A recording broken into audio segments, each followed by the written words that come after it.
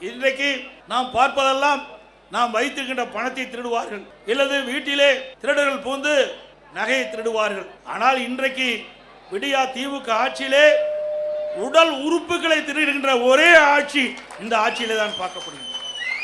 சிந்தித்து பாருங்கள்.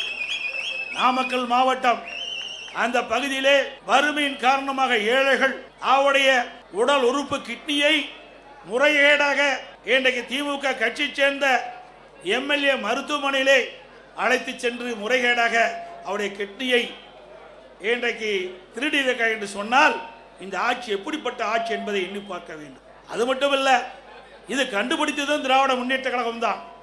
இதற்கு ஒரு குழு போட்டதும் திராவிட முன்னேற்ற கழகம் தான். ஆக இதையெல்லாம் கண்டுபிடித்த பிறகு சட்ட ரீதியாக இந்த மருத்துவமனை மீது எந்த நடவடிக்கை எடுக்கப்படவில்லை.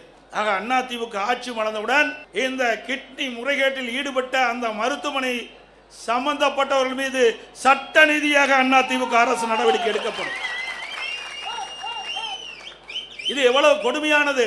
நாட்டிலே பாதுகாப்பு கொடுக்கக்கூடிய ஒரு அரசாங்கம் அந்த ஆளுங்கட்சி சேர்ந்த எம்எல்ஏ மருத்துவமனையிலே இப்படிப்பட்ட கொடுமையான நிகழ்வு நடைபெற்று சொன்னால் இந்த ஆட்சி எப்படிப்பட்ட ஆட்சி என்பதை மக்கள் எண்ணி பார்க்க வேண்டும்.